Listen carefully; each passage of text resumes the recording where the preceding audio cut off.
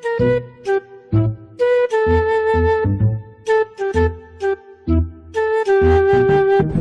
क्या है?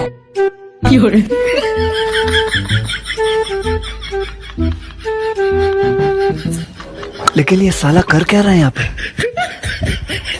लेकिन एक सेकंड। ઓ મેડમ, મગજ સ્ટાર્ટ નો થતું હોય તો જરાક ધક્કો મારી દઉં. તારું કામ કરને વાંદરા. એમ મને બૂટ મારસ, મને વાંદરો કેસ. લે આ બૂટ લઈ જા મારી બાઈથી, જા હવે. એલા એ બૂટ તો દે તો જા. અરે મારે ઘરે કેમ જાવું? शाबाश बेटा.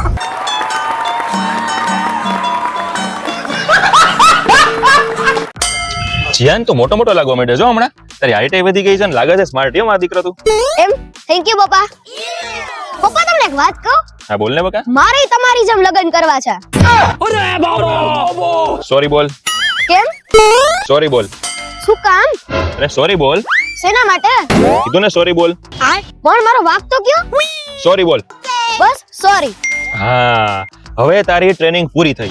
કારણ વગર સોરી બોલતા આવડી ગયું ને એટલે હવે તું લગન માટે એકદમ રેડી છો.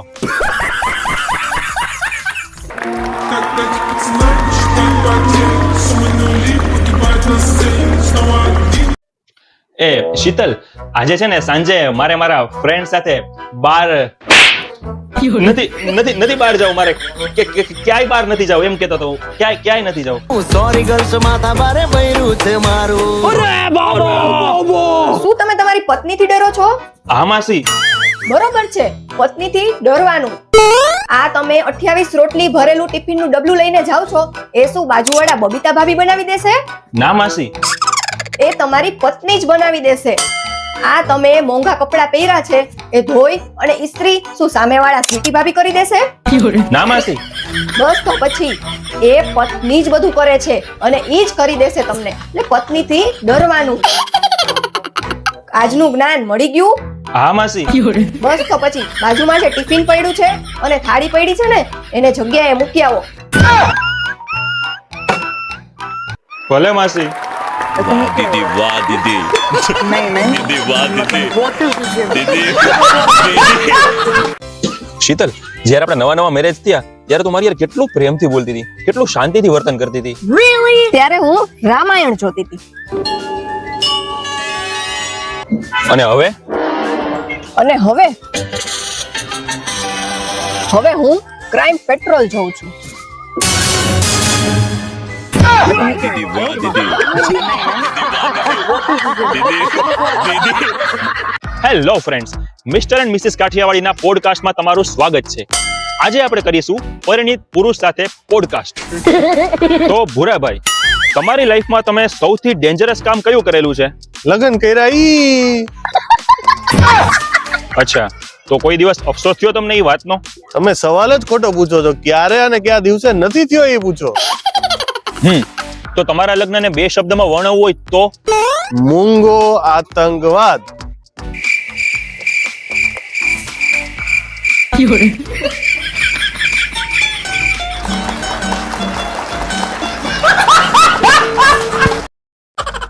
लेकिन एक सेकंड। શું થયું? કેમ આમ ઉદાસ બેઠા છો? કોકારે નક્કી ઝઘડો થયો લાગે છે. ના ના બકા, કાઈ નહીં. શું થયું બોલો ને હવે. કાઈ નહીં હવે. જો તમે મને નહીં કહો હે તો કોને કહેશો? કયો શું થયું? અરે બકા, એમાં થયું એવું કે હમણાં છે ને બેક ટુ બેક 3 આઈપીઓ આવ્યા હતા. મેં 3 આઈપીઓ ભર્યા, પણ હારું 3 માંથી એકેય નો લઈ ગયા યાર. હે ભગવાન, જે માણસને એડવાન્સ પૈસા આપવા છતાંય કોઈ કંપની વાળા આઈપીઓ નથી લાવતા, તો એને મારા પપ્પાએ આ કરોડો રૂપિયાની દીકરી મફતમાં કઈ રીતે આપી દીધી હશે?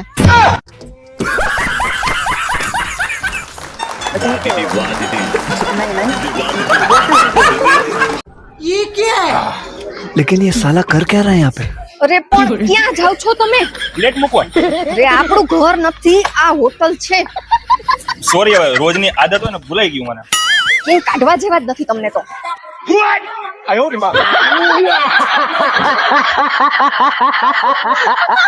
ये क्या है? लेकिन ये साला कर क्या रहा है यहाँ पे?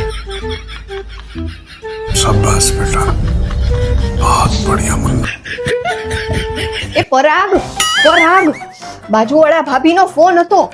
ઈ પાર્કિંગમાં કૂતરાની સડી કરતા હતા તો કૂતરું કરડી ગયું. તો પછી દવાખાને ગયા કે નહીં એ લોકો હવે? પણ કૂતરું બોખું હતું, દાંત જ નથી. તો વિચારે છે કે ઇન્જેક્શન મરાવું કે ન મરાવું. આઈડિયા. એને કહેવાનું કે ઇન્જેક્શન છે ને સોય વગરનું મરાવવાનું. આવો વિચાર મને કેમ ન આવ્યો? કેમ કે હું બેઠો છું ને આવો વિચાર કરવા માટે. જા જલ્દી કહી દે જા ફોનમાં. હાલો કહી દો જલ્દી.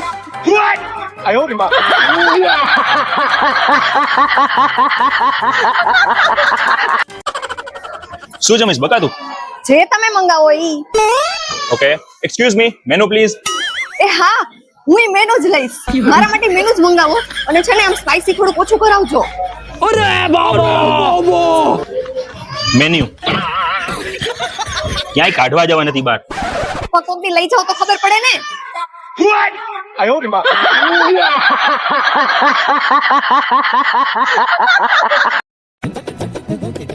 ये क्या है?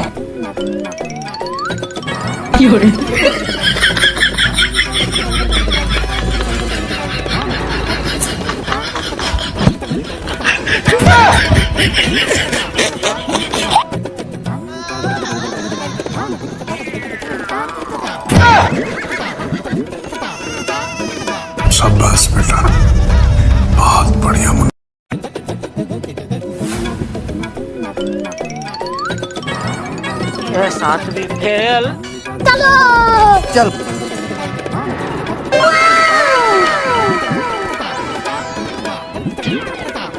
Isn't that amazing? બિચારી.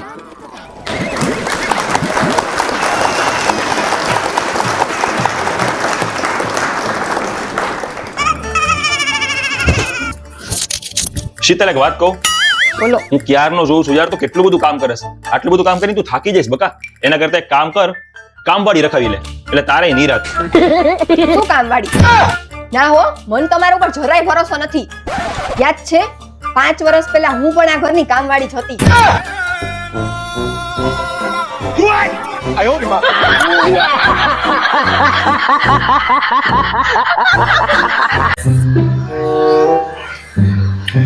ये क्या है?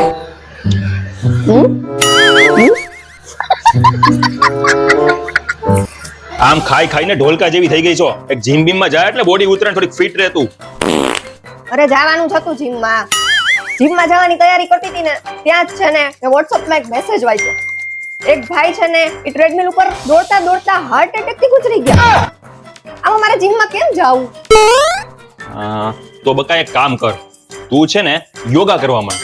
યોગા કરવાથી આપણે એકદમ સ્વસ્થ રહેશું અને તારું બોડી એ પ્રોપર શેપમાં રહેશે અને હેલ્થ પણ સારી રહેશે. યોગા કર. તમારી ઈ વાત એ સાચી. યોગામાં જવા માટે હું રેડી થઈ. ત્યાં જ છે ને મેં સમાચાર જોયા.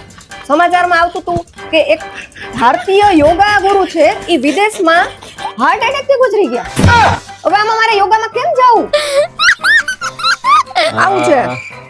તો તું એક કામ કર સીતું, હવે તું છે ને વોકિંગ કર. Walking is the best exercise. બરોબર? વોકિંગ કરીશ ને તો તારું બોડી શેપમાં રહેશે અને પ્રોપર લાગીશ તું. તમારી ઈ વાત એ સાચી. હું વોકિંગ કરવા માટે રેડી થઈ, એકદમ મસ્ત મજાના ટિકટોક શૂઝ પહેરી લીધા અને પાર્કિંગમાં પહોંચી. ત્યાં જ મારી એક ફ્રેન્ડ મળી મને કે વોકિંગમાં જાતી નહીં. મારી ફ્રેન્ડ કે વોક કરીને ઘરે આવી, દૂધીનો રસ પીધો અને એટેક આવી ગુજરી ગઈ. હવે આમાં મારે વોકિંગ એ કેમ કરવું? ઈ વાત એ સાચી. તો હા એક કામ કર, તું ડાયટિંગ ચાલુ કરી દે. ડાયટિંગમાં એવું કાંઈ ન થાય. આપણે આપણા ફૂડ ઉપર ધ્યાન આપવાનું, પ્રોપર ફૂડ લેવાનું એટલે આપણું બોડી શેપમાં રહે. ડાયટિંગ પરફેક્ટ છે તારા માટે. તમારી બધી વાત સાચી. આ વસ્તુ મેં કરી લીધી. ડાયટિંગનું એકદમ મસ્ત પ્લાનિંગ કરી દીધું, બધું રેડી હતું. ત્યાં જ છે ને મેં ઇન્સ્ટામાં એક જોયું કે એક બેન ડાયટિંગ કરતા હતા ને એમને એટેક આવીને ગુજરી ગયા. ये क्या है? તારું બહુ બીક લાગે છે. કરવું શું આમાં મારે? પણ એક વસ્તુ છે, તમે ક્યાંય સાંભળ્યું છે કે અડદિયા ખાધા પછી કોઈને એટેક આવીને ગુજરી ગયા? હું તો જો આ ખજૂર પાક પૂરો થાય ને પછી 2 અડદિયા દાબી લઈશ. હવે છે ને વિન્ટર ચાલુ થઈ ગયો છે, અડદિયા ખાઈને મોજ કરવાની. Happy winter.